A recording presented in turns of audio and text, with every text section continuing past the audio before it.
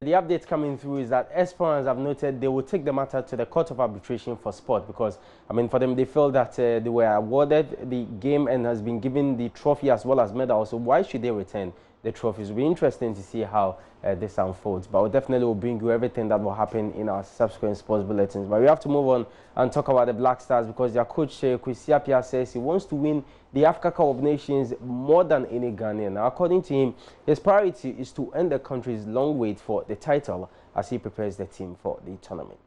I believe that no one wants, to win the AFCON more than me, being the coach. And every competition that you attend, the vision is to try and win it.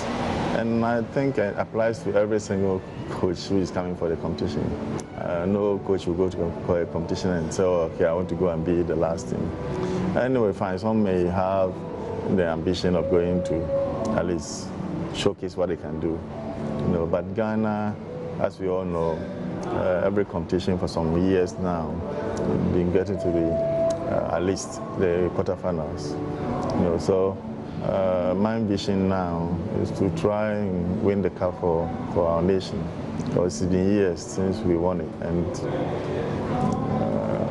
as a coach now, that is my priority. Of course, Coach Appiah for the first time will train with a full house today, following the arrival of US-based defender Jonathan Mensah yesterday. And it's 15 days to the tournament, as I noted earlier. A lot has been going on in terms of the team's preparedness going into the championship. Well, my colleague Babatando has more into this Joy AFCON Minute.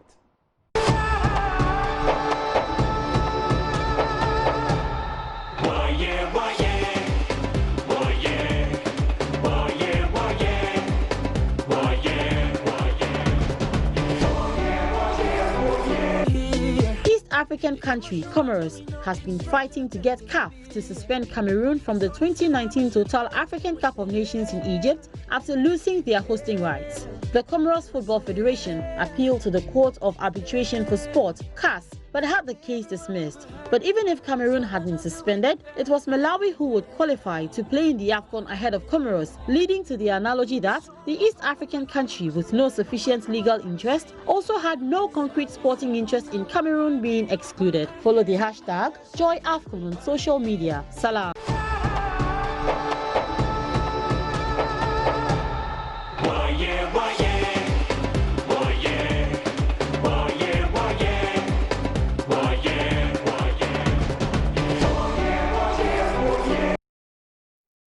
So that was my colleague Babatando with the Joy AFCON Minute. Well, it was well advertised, promoted, and indeed the showing was massive, just as the events that followed. The number 12 documentary by investigative journalist Anas Arimeyao Anas, which looked at football corruption, was premiered exactly a year ago today. But what has been the impact since?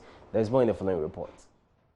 The most talked about story then saw one of the powerful men in Ghana football and African football exit his various positions at all levels.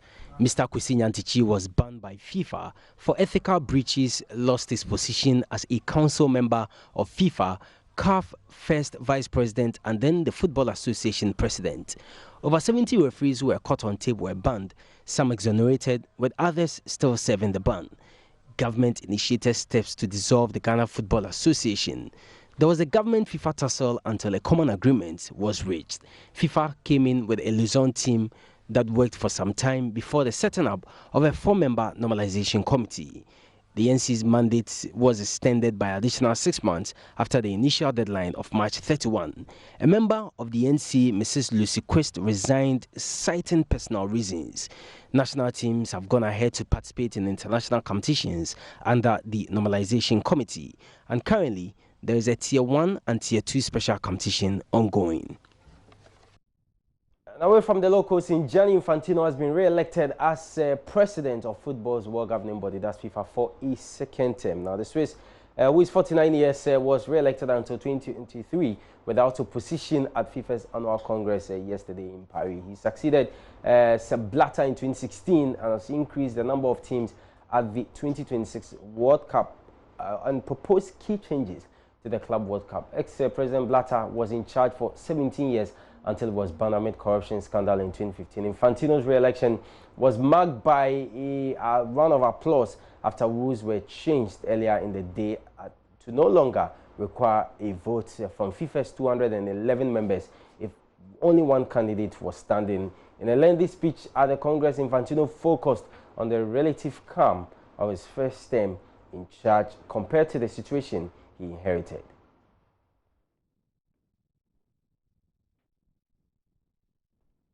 Also, for the fans of Neymar, he will not be available for the 2019 Copa America on home soil after rupturing a ligament in his ankle during Brazil's 2-0 friendly over Qatar in Brasilia. Now, the Paris Saint-Germain forward who was stripped of the Brazilian captaincy in May limped off after 17 minutes. Everton's Richarlison had put the hosts ahead after 16 minutes, and Manchester City striker Gabriel Jesus added a second 8 minutes later. The 12th-time Copa America tournament starts on Friday, June 14th. Thanks so much for watching. We are back same time tomorrow with another exciting edition of the program. Until then, enjoy the rest of our programs. But do remember to join us at 2, our major sports bulletin. Sports Today will be here with my colleague Nathan Lato. Until then, enjoy the rest of our programs. The show continues after this short break. Don't go away.